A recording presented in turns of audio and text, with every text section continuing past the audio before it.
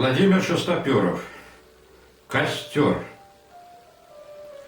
Ночное пламя охотничьего костра на берегу реки высвечивало неподалеку загадочной своей темнотой лес, осторожно плескавшуюся, отображающее высокое черное небо с его бесчисленными звездами, Волгу, которая бывает такой задумчивой только в редкие ночи октября.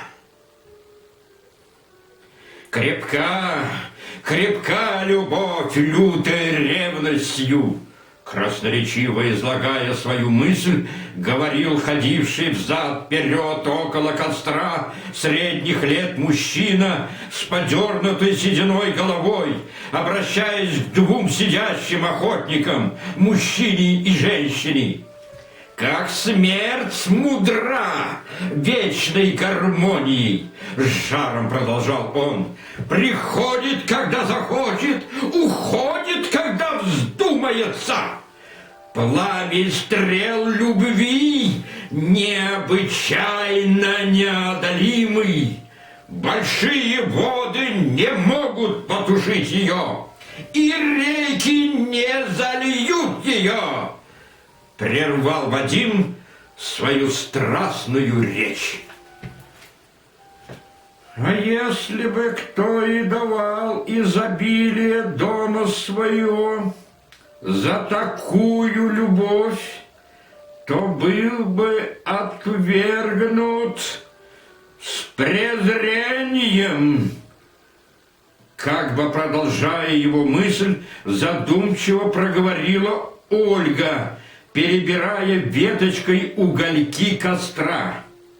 Ольга бальзаковского возраста, в некоторой угловатости которой угадывалась бывшая спортсменка, слушала Вадима с вниманием человека, пившего из родника, но не смогущего напиться, насытиться жизненной влаги.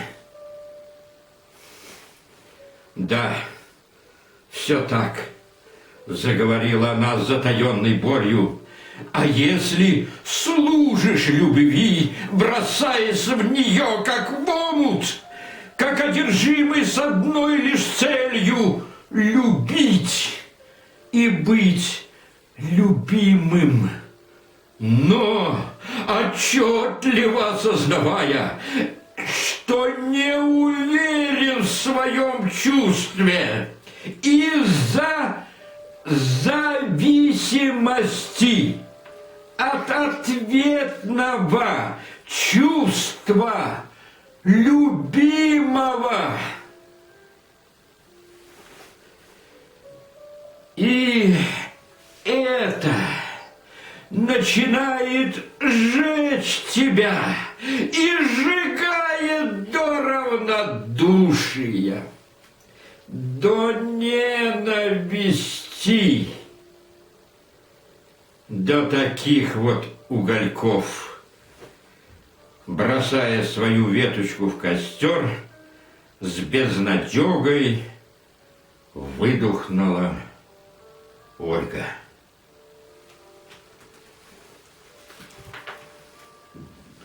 Помолчали. Тихо плескалась вода. Лес стойко нес свою вахту.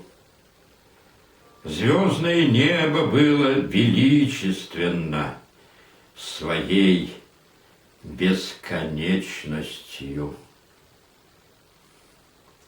Гнетущую тишину нарушил чуть хрипловатый голос третьего охотника, человека, явно шагнувшего в возраст, про который говорят: «Мои года, мое богатство». А я Так думаю, теребя свои седые усы, заговорил Сан Саныч. Думаю, корысти в любви не может быть.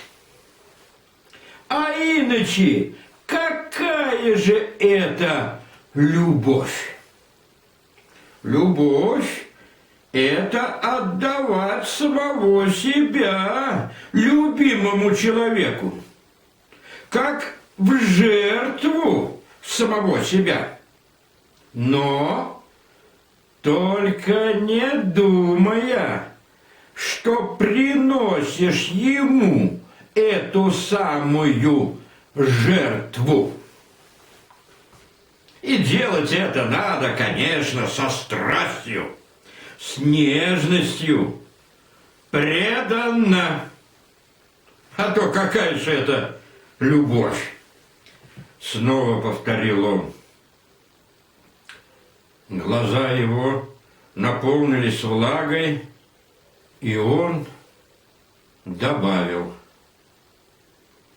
Беда вот только, потеряв любимого человека, теряется смысл жизни вообще.